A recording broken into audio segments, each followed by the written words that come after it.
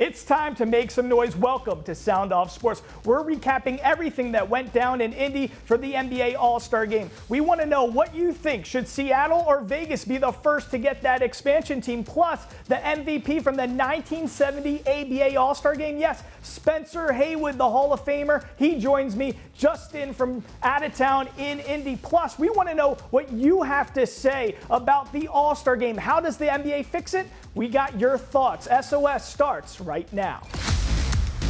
Make some noise. This is Sound Off Sports.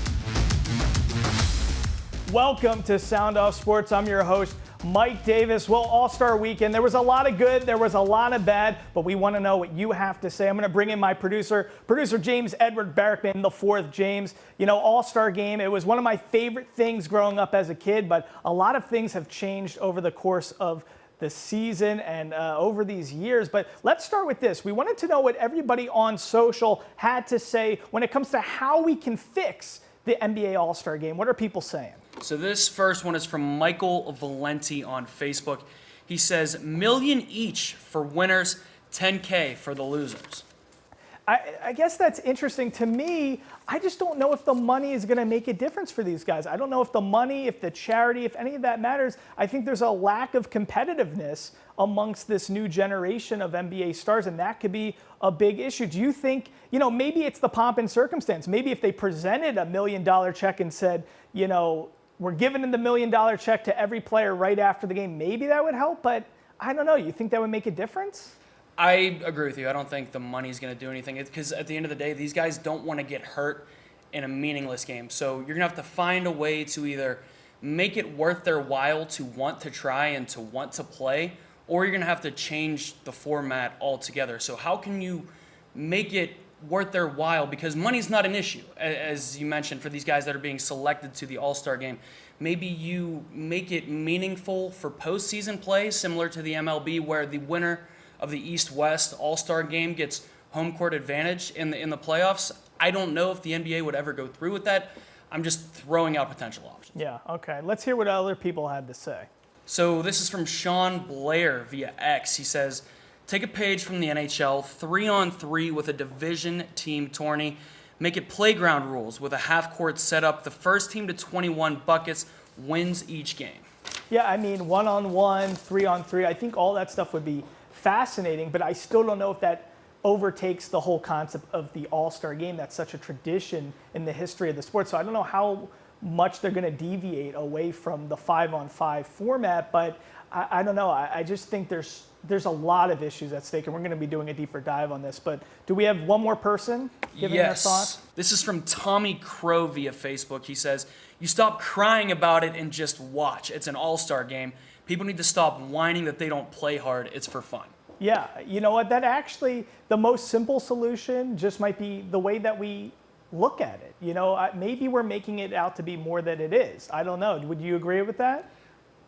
Sure. That feels like the loser's way out to me. I actually like what the respondent prior to this had to say. Make it a 3-on-3 tournament with each division going head-to-head in a 16 tournament bracket to, you know, have them all play to 21 like you're at the basketball court behind your grade school. Yeah, and you know what, grade school is a good transition because I want to go into sink or swim because I think a lot of the issues that I'm trying to unpack when it comes to NBA All-Star Weekend are very reminiscent of the way that we romanticize our initial viewings of the All-Star Game. I think that is a big problem. I'm romanticizing the memories and the feelings that I had when I was watching Vince Carter, Kobe Bryant, Tracy McGrady, Allen Iverson, all these guys play in the All-Star Game all these years ago. My big question I'm trying to grapple with is, am I romanticizing the past and have the All-Star Games always look like this?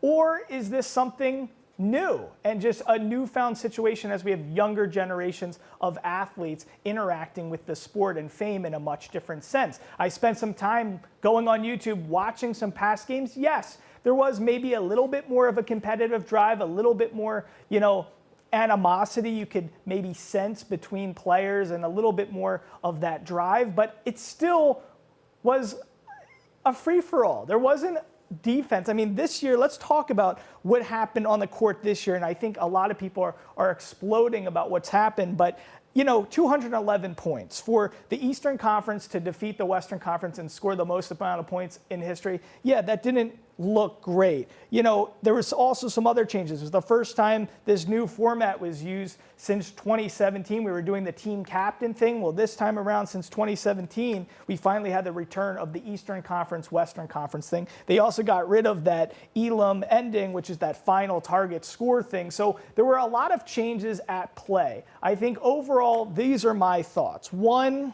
does a USA versus the world thing solve this? No.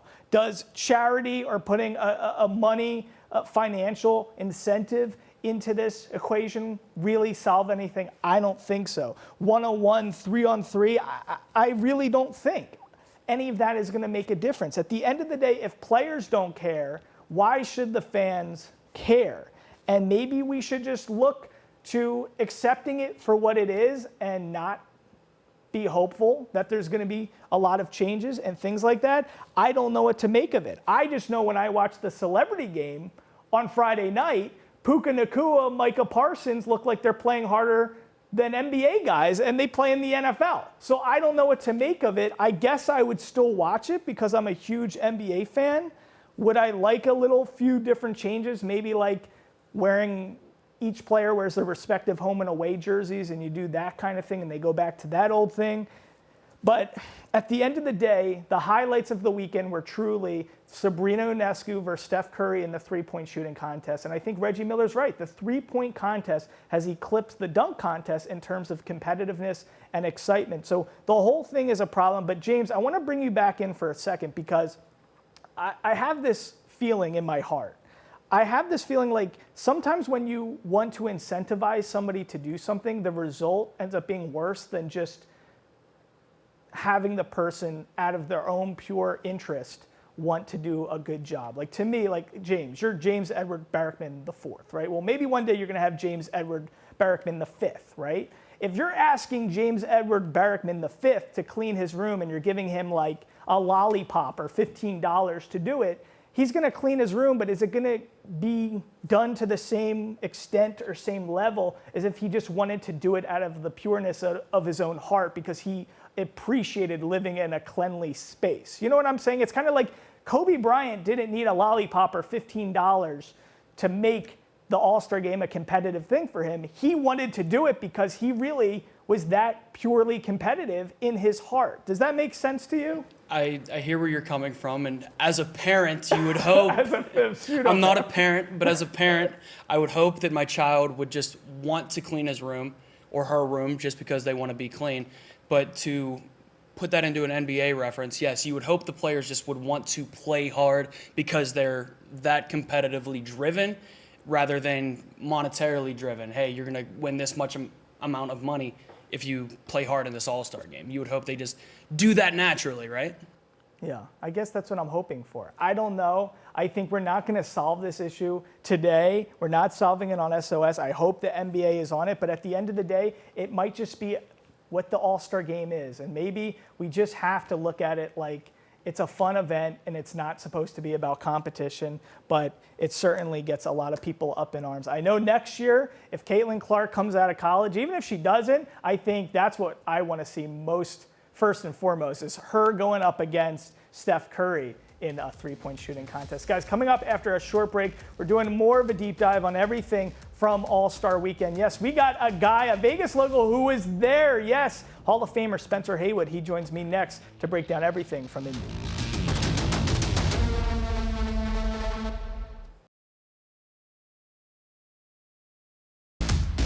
You're watching Sound Off Sports.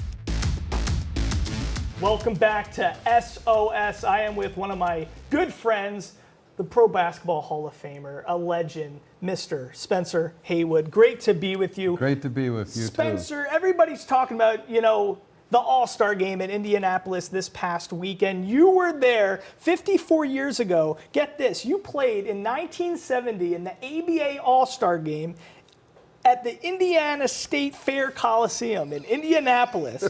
January 24th, 1970, you were the All-Star Game MVP. 23 points, 19 rebounds, 7 blocked shots. You almost had a triple-double with blocked shots. Almost had a triple-double. Gosh. Now, first question, so many questions to ask you. First question off the bat. Everybody wants to change the All-Star Game now. They say nobody's playing hard. The stars don't care. Were All-Star Games always like this? Take me back to 1970 at the ABA All-Star Game, all those years ago. Were you guys playing hard? We were playing as if our life depended upon it, because we were going to, in the ABA All-Star Game, we were going to get $750 for the winners. So, and not only that, but bragging rights and everything. So we didn't have the idea that you could, have load management or whatever they call it. But $750 to have that and to win was a big deal for you. It's a big deal for us, and like we even flew first class to Indianapolis. Now, but let me. Normally we didn't fly first class. No. But you're there. You're hanging with all the guys. You're with the the old guys. You're with the new guys. You're in the mix. Everybody loves you when you're hanging out at these events like All-Star Weekend. How do we fix the All-Star Game now? Because obviously, $550 won't matter to an NBA guy now. I don't even know if $500,000 would matter to an NBA guy now. How do we fix the All-Star Game and get guys to play hard? I don't think it's about the finance. I think it would be, unless they are going to donate it to a charity and to help somebody, the homelessness in America, or something unique. But I think the Players Association and the players have to take heed and say, look, we got Larry Bird complaining, you got Spencer Haywood complaining, you got Julius Erving complaining, and you got Oscar Robertson. So, and you got Adam Silver, of course, complaining. And the fans were a bit upset. They didn't get it.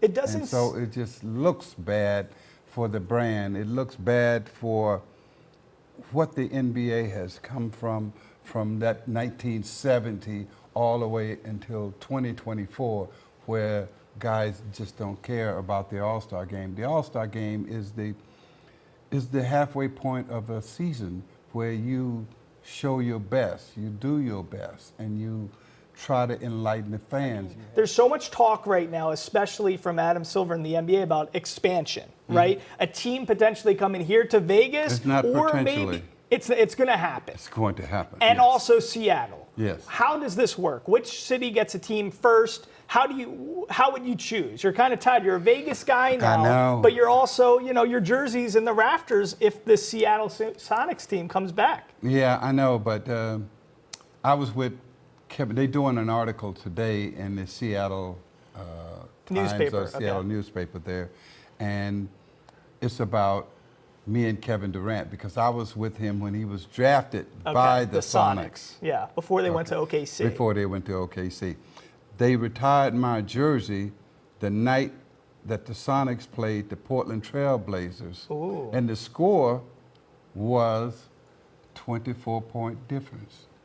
Wow, that's freaky. Your jersey yeah, we number won, on that night. And Kevin Durant was telling the guys in the locker room, man, this is the godfather here for all of us, which was a beautiful thing. And, wow. and we've always had that relationship and really that kinship. That's because nice. we're Sonics. And Yeah. And is he number 2 behind me in Sonic score? Really? Oh, I got to look that up. Maybe. So tell me, at the end of the day, how do you think this plays out with these expansion teams? You have to bring in 2 teams because of the balance in terms of, you can't have 31 teams, you got to have 32. Yeah. So the Seattle Supersonics are coming back because they have the driveway and climate control arena is now had been renamed last year for Lenny Wilkens. Its name is the Lenny Wilkens Drive. Gotcha. Okay. That's cool. And so that's the Sonic end of it. And now the Las Vegas end of it is, we're going to have the team here.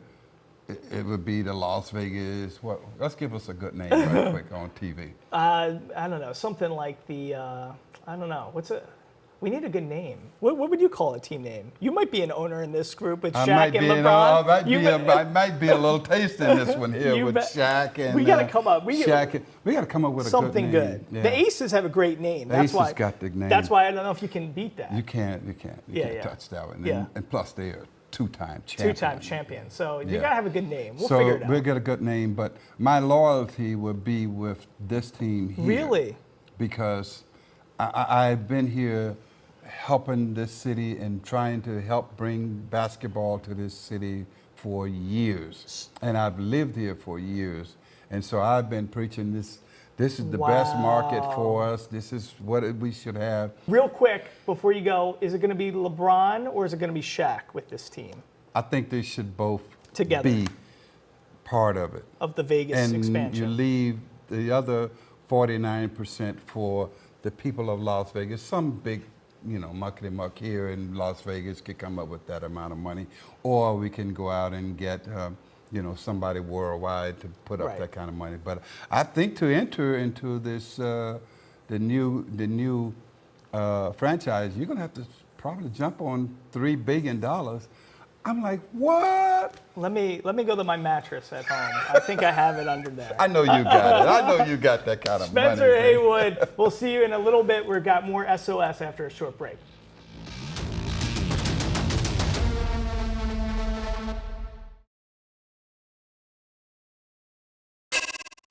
Welcome back to SOS. All right, so now I'm going to bring back James Edward Barrickman, the fourth. James, so right now we're asking everybody, we got some good feedback on how Vegas would fare in getting this expansion team and whether we should be first rather than Seattle. What do people have to say? Las Vegas does not need any NBA team. If you want, send it to North Las Vegas. They can go play up there. I mean, I disagree with this. I mean, I don't even know if we should stress this one. But listen, of course, Vegas wants and needs an NBA team. And so I'm not going to really get too out of control with that response. No, Vegas is going to get an NBA team. It's just a matter of when, what it's going to look like, who the ownership group is going to be, and where the arena is going to be. So it's coming. Get ready for it. Yeah. All right. What's next? I am originally from Seattle, but I moved to Las Vegas, and Vegas should not get a team before Seattle. Seattle needs our Sonics back. Yeah, so Antoinette, nice name there. I actually agree with her. I am biased. I do want Vegas to get a team, obviously. But as an NBA fan, first and foremost, I think, the Seattle Supersonics have such a historic franchise. They deserve to get a team back there. It's a shame that the Sonics ever left to go to OKC. But yeah, Seattle, hopefully they'd come in at the same time. But if not, I think Seattle should get a team first. Yeah, I don't feel one way or another too strongly, but if it were to come down to one city getting a team over the other, it should be Seattle because they took the Sonics away. It's not going to come to that. Both teams are going to enter at the same time. Right. Adam Silver's already said that. Yeah, I love that. All right, okay, and we got one more? No, sir. All right, so we're good there. Guess what, guys? Coming up after a short break, we're going to be breaking down, the dunk contest, and perhaps what's the best dunk of all time. Yeah, James and we're going to get into that in a second. Stick around. We got more SOS after the break.